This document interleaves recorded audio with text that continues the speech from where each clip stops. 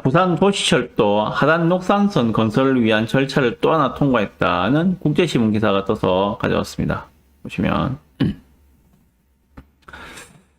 자, 앞으로 서부상권 발전을 이끌 촉매 역할을 할 부산 도시철도 하단 녹산선 건설 사업이 완전 개통을 위해 거쳐야 할 또 하나의 과정인 건설 타당성 평가를 통과했다라고 합니다. 그래서 2030년 개통을 위한 일정 추진에 더욱 속도가 붙게 되었다라고 이야기하고 있습니다.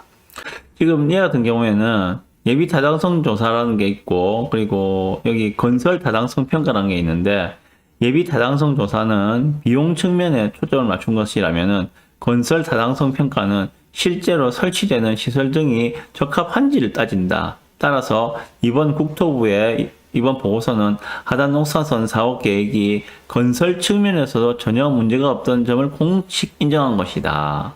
그러면은 예타도 통과했고 지금 얘는 건설 타당성도 통과를 했다. 그러면은 뭐 비용 면이라든지 건설 효용 면이라든지 모든 면에서 이거는 될 수밖에 없는 사업이다. 이제는 되돌리기가 힘들지 않겠느냐. 좀 그렇게 생각하시면 될 것 같습니다. 지난해 6월 달에 기재부의 예타를 통과했고, 건설 타당성 평가에 들어가서 이번에 이제 통과를 했다. 그렇게 보시면 될 것 같습니다. 요거 관련해서 하단 노선선 노선도만 간단하게 좀 말씀드리겠습니다. 자, 지하철 하단역에서 출발합니다. 그죠? 하단역 출발해가지고, 하단 노선선 같은 경우에, 요렇게 을수를 통과해서, 요렇게 하면은, 여기가 이제, 에코델타시티하고, 명지국제신도시가 맞닿은 지역, 경계지역입니다. 거기서부터 쭉 내려옵니다. 명지국제신도시를 관통해서 쭉 내려와서, 요렇게 지나가가지고, 녹산으로 빠지는 요 라인이거든요. 자, 결국, 요 위에 요 라인은 지금 점선으로 되어 있는 요 라인은 강서선 라인입니다. 아직 얘는 확정된 게 없죠, 그죠? 갈 거랑 계획만 잡고 있고 확정된 게 없는데 하단 노선선은 이제 이 정도 단계면은 뭐 거의 돌이킬 수 없는 단계까지 왔다라고도 보시면 될 것 같아요. 요게 지금 밑에 지도 보인 사진인데, 네, 요렇게 지금 건설을 하는 것으로 되어 있습니다.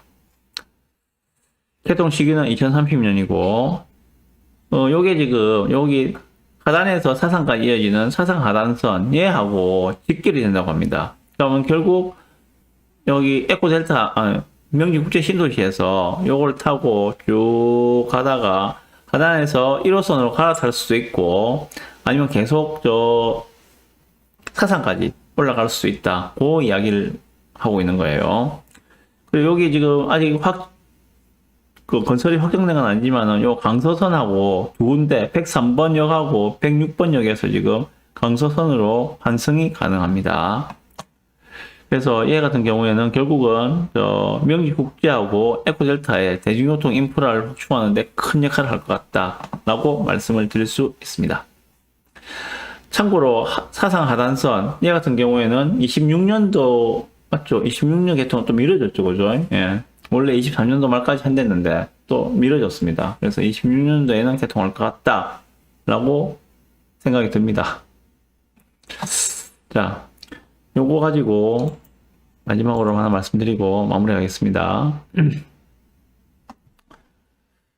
하단 녹산선 3을 2030년까지 개통하기 위해서 또 하나의 고비를 넘었다는 생각이 들고요. 지금 이걸 보시면은 좀 드는 생각이 좀 그런 생각이 들어요. 자, 여기죠, 그죠?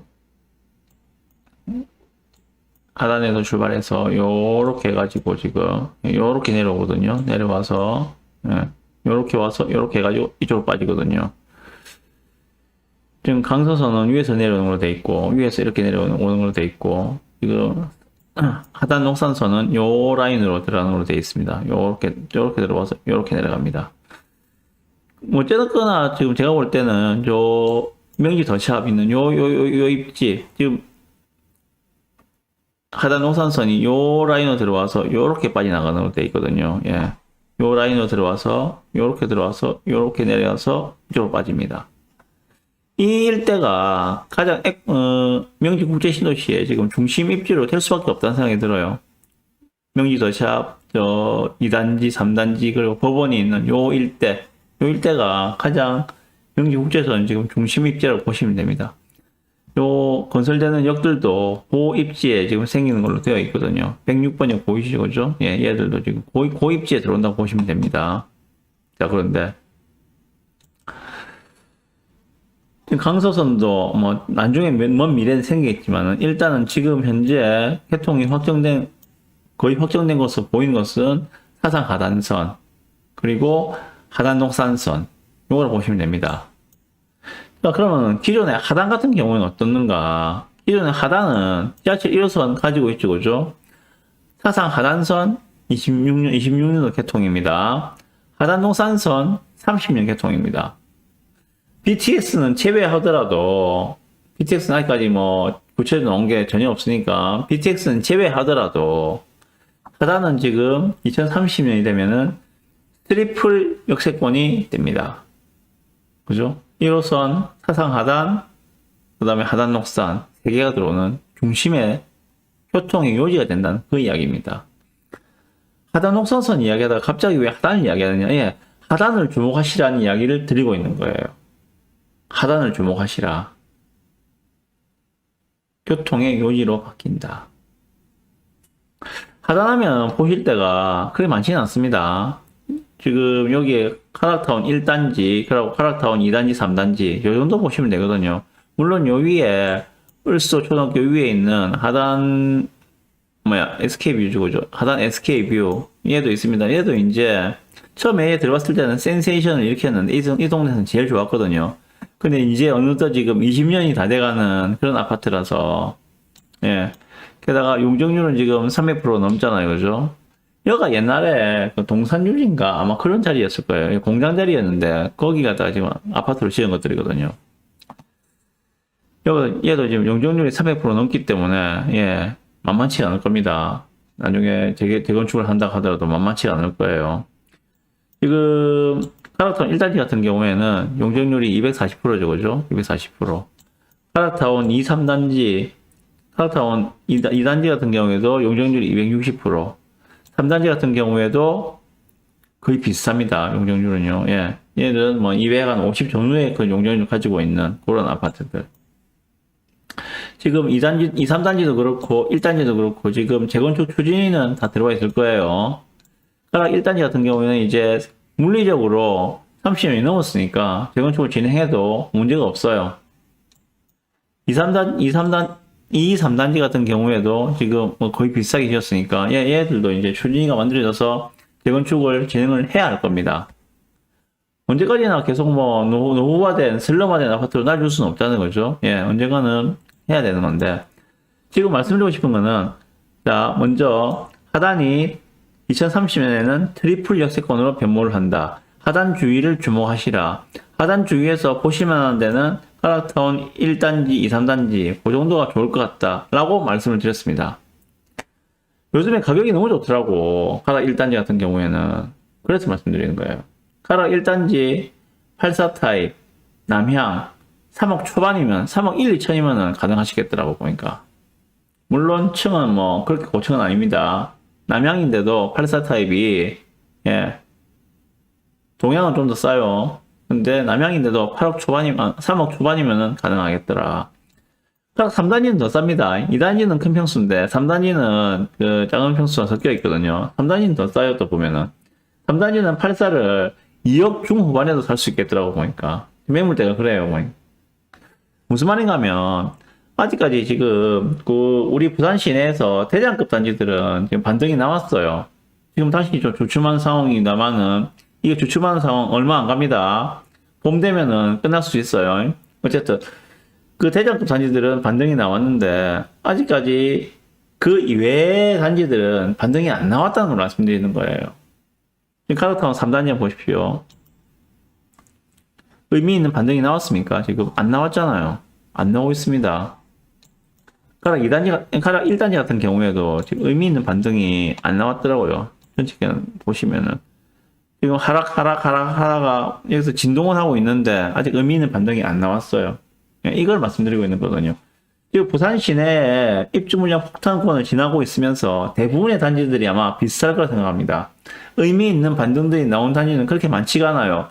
소위 네임드 있는 그런 애들만, 단지들만 의미 있는 반등이 나왔거든요. 나머지는 그렇지 않습니다. 아직까지 하락이 진행 중이거나,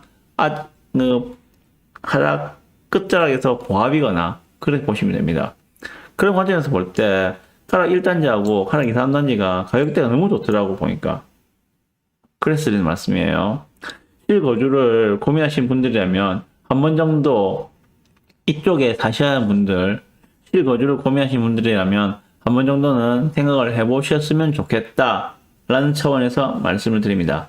자, 그리고 이거 연관해서 같이 말씀드릴 거 하나만 더 말씀드리면 뭔가면 신혼부부들 같은 경우에는 그렇습니다.